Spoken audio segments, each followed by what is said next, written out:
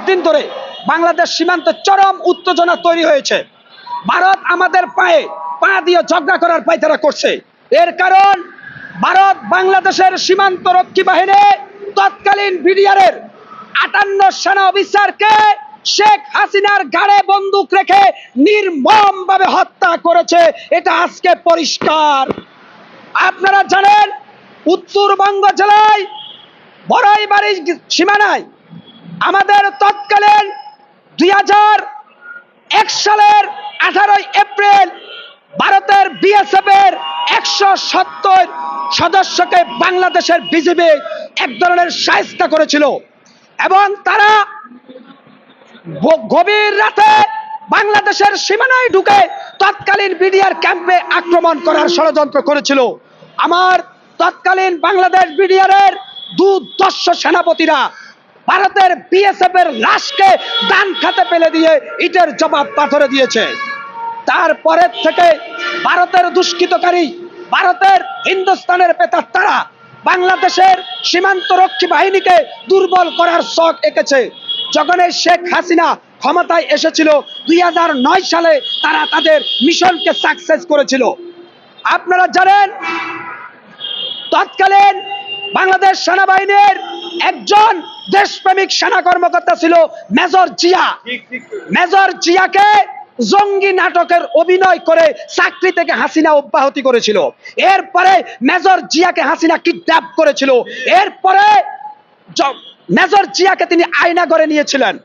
আর তখন বাংলাদেশের দেশপ্রেমিক সেনাবাহিনীর অনেক কর্মকর্তা হাসিনাকে প্রশ্ন করেছে যে আপনি কেন ভারতীয় প্রেতাত্মাদের মধ্য দিয়ে বাংলাদেশ সেনাবাহিনীর এই সূর্য সন্তানদের হত্যা করাচ্ছেন। তৎকালীন শেখ হাসিনার লেজর ভিত্তিক কিছু দেশদ্রোহী সৈনিক বলেছিল যে তোমরা সাবধানে কথা বলো, ইন্ডিয়ান পোস্ট রেডি।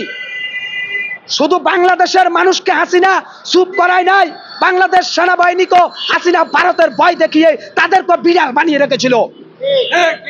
আপনারা কি জানেন পিলখানা হত্যার মাস্টার মাইন্ড শেখ হাসিনা? বাংলাদেশের প্রত্যেকটা খুন গুম হত্যার সাথে হাসিনা এবং দিল্লি জড়িত। আজকে কেন বাংলাদেশের সেনাবাহিনী, বিডিআর, পুলিশ, র্যাব এরা কেন আজকে আপনার নীরব দর্শকের ভূমিকায় আছে জানেন? সেনাবাহিনীর মাজা ভেঙে দিয়েছে 15 বছরে হাসিনা। হাসিনা সীমান্তের এক একটা বিডিআর সদস্য ছিল প্রতিপক্ষ শত্রুর জন্য তাজা বুলেট। হাসিনা আমাদের প্রত্যেকটা বিডিআর এর সদস্যকে বিড়াল বানিয়ে চুপ করে গর্তের মধ্যে ঢুকে দিয়েছে। আজকে যখন পটভূমির পরিবর্তন হয়েছে, বাংলাদেশের বিজিবি যখন ভারতের চোখ রেখে কথা বলা শুরু করেছে, তখন এই ভারত থেকে একের পর এক উস্কানি দিচ্ছেন। আর এগুলা সব হাসিনা দিল্লিতে বসে বসে নাটক সাজাচ্ছেন। হাসিনা পালিয়ে যাওয়ার 1-2 মাসের মধ্যেই আমাদের বাংলাদেশকে বন্যার পানি দিয়ে মোদি তলিয়ে দিয়েছে। আর আমরা দেখেছি দেশপ্রেমিক সেনাবাহিনী রাত দিন নিরলস পরিশ্রম করে বন্যা কবলিত মানুষকে উদ্ধার করেছে। আপনারা জানেন ভারতের বিএসএফ 100টা আর বাংলাদেশের একটা বিজিবি সমান। আমি ভারতের বিএসএফ কে বলবো তোমাদের 100 শূন্য আর বাংলাদেশের একটা শূন্য যথেষ্ট। অর্থাৎ ভারতের বিরুদ্ধে ভারতের 100টা শূন্যকে মোকাবেলা করার জন্য একটা দেশপ্রেমিক বিডিআর যথেষ্ট।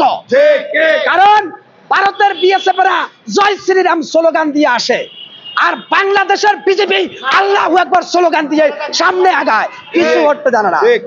আমার বাংলাদেশের বিজেপি আপনাদেরকে বলবো শেখ হাসিনা